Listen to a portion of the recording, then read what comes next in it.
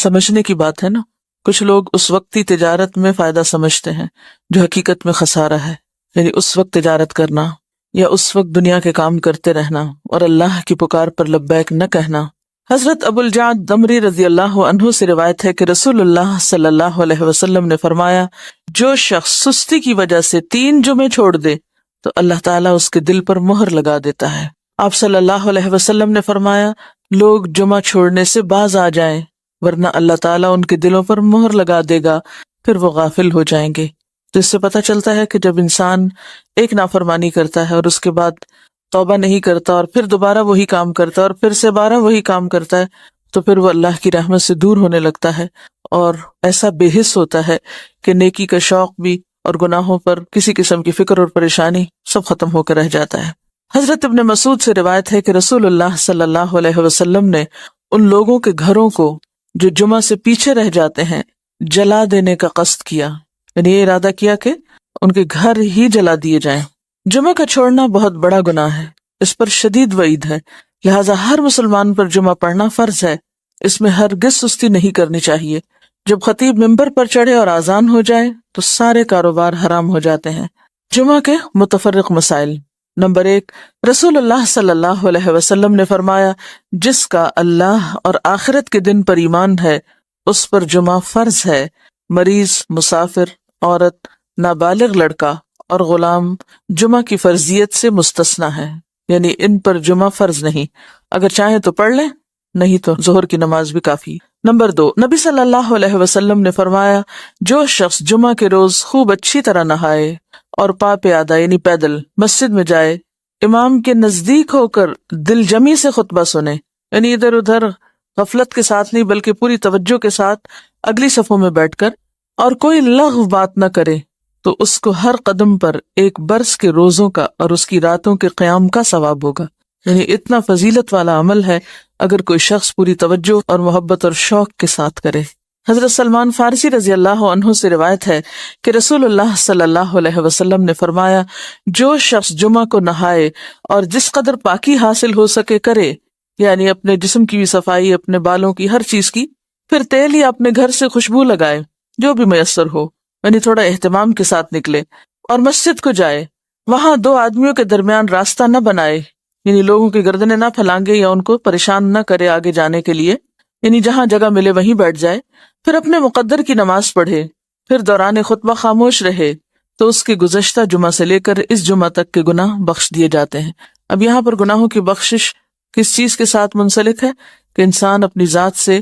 کسی کو تکلیف نہ دے، یعنی صرف اتنا نہیں کہ آپ خود شوق سے چلے ہیں نیکی کرنے، عبادت کرنے، اور اپنے شوق میں دوسروں کے لیے باعث اذیت ہیں، ایسا نہیں ہونا چاہیے. رسول اللہ صلی اللہ علیہ وسلم نے فرمایا، جو شخص غسل کر کے جمعہ کے لیے آتا ہے اور خطبہ شروع ہونے تک جس قدر ہو سکے نوافل ادا کرتا ہے، پھر خطبہ جمعہ شروع سے لے کر آخر تک خاموشی کے ساتھ سنتا ہے، تو اس کے گزشتہ جمعہ سے لے کر اس جمعہ تک اور مزید 3 دن کے گناہ معاف کر دیے جاتے ہیں. حضرت عبداللہ بن عباس رضی اللہ عنہ فرماتے ہیں، مسجد نبوی کے بعد جو سب سے پہلا جمعہ پڑھا گیا وہ بحرین کے گاؤں جوافہ میں عبد القیس کی مسجد میں تھا. اس سے کیا پتہ چلتا ہے کہ جمعہ صرف بڑے شہر میں نہیں بلکہ گاؤں وغیرہ میں بھی پڑھا جا سکتا ہے، یا جہاں بھی لوگوں کی آبادی ہو، اکٹھے رہتے ہوں، وہاں پر جمعہ پڑھنا چاہیے، یہ جمعے کا اہتمام کیا جانا چاہیے. یہاں اس موقع پر میں یہ یاد دہانی آپ کو کرا دوں کہ جن خواتین کے لڑکے ہیں خاص طور پر ان کو، اپنے شوہروں کو،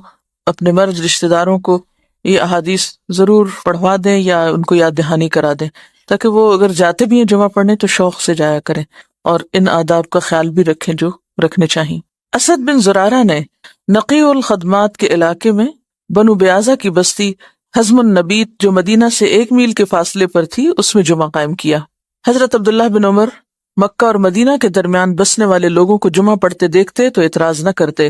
نمبر 4، حنین کے دن بارش ہو رہی تھی تو رسول اللہ صلی اللہ علیہ وسلم نے اپنے منادی کو حکم دیا، آج اپنے اپنے قیام گاہوں میں نماز پڑھنے کا اعلان کر دو، اور وہ جمعہ کا دن تھا. یعنی اگر بارش کا موسم ہو اور جانے میں تکلیف ہو تو ایسی صورت میں پھر ظہر کی نماز گھر پہ پڑھی جا سکتی ہے جب نکلنے میں حرج ہو. حضرت ابو ہریرہ سے روایت ہے کہ نبی صلی اللہ علیہ وسلم نے فرمایا، آج کے دن 2 عیدیں، عید اور جمعہ اکٹھی ہو گئی ہیں. جو شخص صرف عید پڑھنا چاہے اسے وہ کافی ہے، لیکن ہم عید اور جمعہ دونوں پڑھیں گے. یعنی اگر ایک ہی دن میں 2 چیزیں ہوں تو ایک کی رخصت ہے، یعنی عید پڑھنا کافی ہے، جمعہ جو ہے اس کی بجائے ظہر کی نماز بھی پڑھی جا سکتی ہے، لیکن آپ صلی اللہ علیہ وسلم نے پھر بھی دونوں چیزوں کو پڑھنا پسند فرمایا اگرچہ سہولت رکھی۔ عبداللہ بن زبیر رضی اللہ عنہ کے زمانے میں جمعہ کے دن عید ہوئی تو انہوں نے نماز عید پڑھائی، جمعہ نہ پڑھایا۔ اس واقعے کی خبر ابن عباس کو ملی تو انہوں نے فرمایا ان کا یہ عمل سنت کے مطابق ہے۔ نمبر 6، رسول اللہ صلی اللہ علیہ وسلم نے فرمایا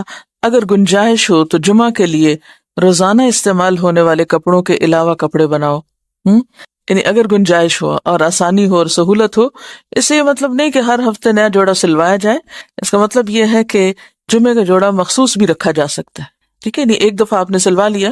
اس کو ہر روز پہننے کی بجائے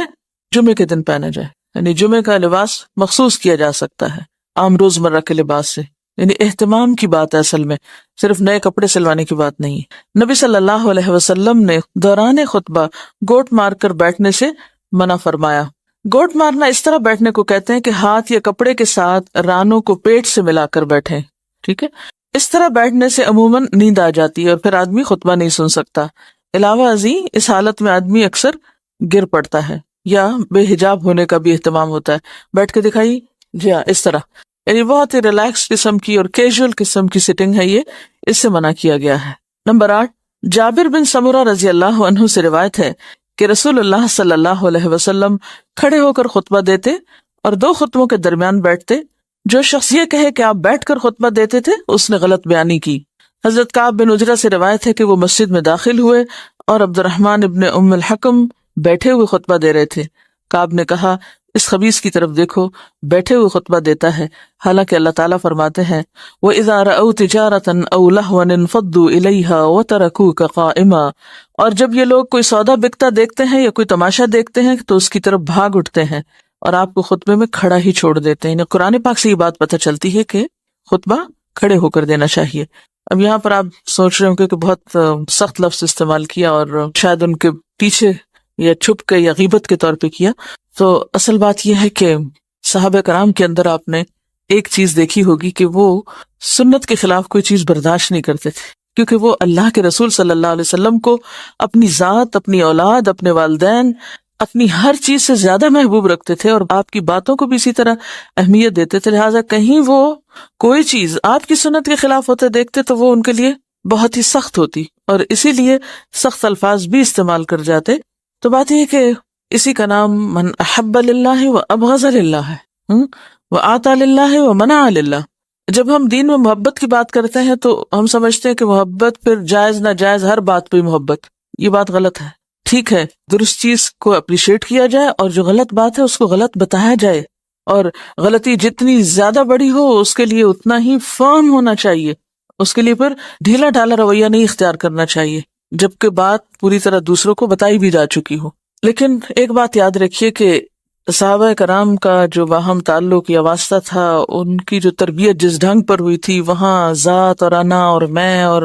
شخصیت پرستی جیسی چیزیں نہیں تھی، وہاں محبت بھی اللہ کے لیے تھی اور بغض بھی اللہ کے لیے تھا، اور اس کے ساتھ ساتھ وہ کسی چیز کو اپنی ذاتی وقار کا مسئلہ نہیں بناتے تھے، اس کو پرسنلی نہیں لیتے تھے۔ ہم کوئی چیز نہ بھی ہو تو اس کو پرسنل بنا لیتے ہیں، یعنی کوئی شخص کسی سے کچھ کہہ رہا ہو تو ہم اس کو اپنے خلاف لے لیتے ہیں، اور اپنی ذات کے بارے میں ہمیشہ بہت ہی سمپیتھیٹک اور بہت سینسٹیو اور بہت کانشیس اور بہت مہربان رہتے ہیں، اٹھتے بیٹھتے چلتے پھرتے تکلیفوں کا ذکر بھی کرتے رہتے ہیں۔ کبھی ہمیں یہ بھی سوچنا چاہیے کہ جب ہم بہت زیادہ تکلیفوں کا ذکر کرتے ہیں تو کہیں ہم اللہ تعالیٰ کا شکوہ تو نہیں کر رہے ہوتے؟ تھوڑی دیر کے لیے سوچیں، یہ مسئلہ وہ مسئلہ، یہ پریشانی وہ پریشانی، یہ بیماری وہ بیماری، یہ تکلیف وہ تکلیف، یعنی تھوڑی دیر کے لیے اس بات پر اگر غور کریں کہ ہر وقت ہماری زبان سے شکوے شکایات ہی نکلتے رہیں تو ہمیں کیا معلوم نہیں کہ ہر نقصان، ہر تکلیف، ہر بیماری اللہ کے اذن سے ہی آتی، اور ہر چیز اسی کے ہاتھ میں، وہ جب چاہے اللہم لا مانع لما آتیت ولا معطی لما منعت ولا ينفع ذا الجد منک الجد۔ یعنی اگرچہ تکلیف یا بیماری یا دکھ کے اظہار کرنے میں کوئی گناہ کی بات نہیں ہے، لیکن اللہ سے محبت کے ادب کے خلاف ہے۔ جس سے آپ محبت کرتے ہیں آپ اس کی شکایتیں راہ چلتے تھوڑی کرتے رہتے ہیں، کوئی کرتے ہیں؟ ہاں، سمجھ رہے ہیں میں کیا کہہ رہی ہوں؟ اس شخص سے آپ نے کیا سبق سیکھا جس کا صدقہ کسی ایسے شخص کو چلا گیا کہ جو مستحق نہیں تھا، اور وہ دل میں تکلیف میں بھی تھا، پریشان بھی تھا تو کیا کہا اللہم لک الحمد. ہم یہ اخلاق اور ادب نہیں سیکھ سکتے؟ سیکھ سکتے ہیں. مثلا ایک ڈاکٹر کے پاس جا کے بتانا کہ میں بیمار ہوں، اس میں کوئی برائی نہیں، لیکن ہر انسان کو بتانا میں بیمار ہوں، یہ اللہ کی محبت کے ادب کے خلاف ہے. ابراہیم علیہ السلام جو اللہ کے دوست تھے، وہ کیا کرتے تھے؟ کیا کہتے تھے؟ فَإِنَّهُمْ عَدُوٌّ لِّي إِلَّا رَبَّ الْعَالَمِينَ الَّذِي خَلَقَنِي فَهُوَ يَهْدِينِي